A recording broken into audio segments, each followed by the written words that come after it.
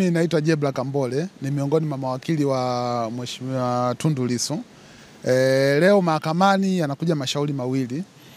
Shauri la kwanza ambalo tunategemea litaanza saa 3 ni shauri ambalo linahusiana na kesi ambayo inamkabili ya uhaini. Kwa hiyo tunategemea muda wa saa 3 tusikilize upande wa serikali, kwa sababu mara mwisho alisema upelelezi hujakamilika.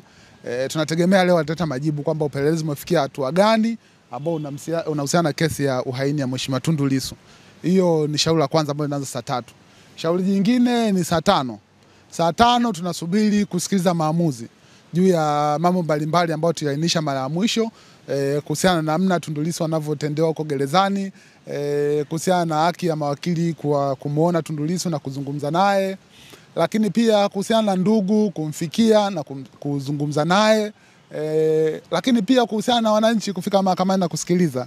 Lakini pia tutasikiliza maamuzi muhimu ambayo yatahusiana na kwamba aidha mahakama itaendelea kusikiliza shauri hili kwa njia ya mtandao au itabidi Mheshimiwa Tundu Lissu aletwe.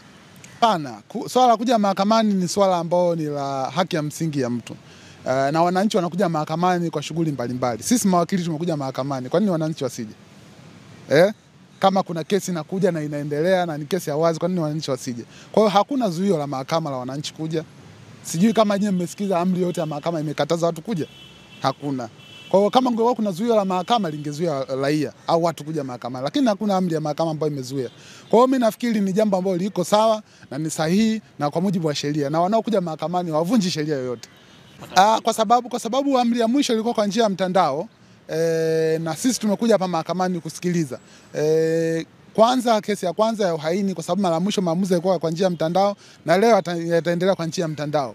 Na kesi ya mchana pia ambayo inahusiana na kusambaza taarifa za uongo ambayo ni ya asubuhi itaendelea na nyewe kwa njia ya mtandao. Kwa hiyo maamuzi yatakayotoka leo mchana ndio yataamua, je, tarehe inayofuata Lissu ataletwa au itaendelea kwa njia ya mtandao, na mawakili watachukua hatua gani kwa mfano ikiendelea kwa njia ya mtandao.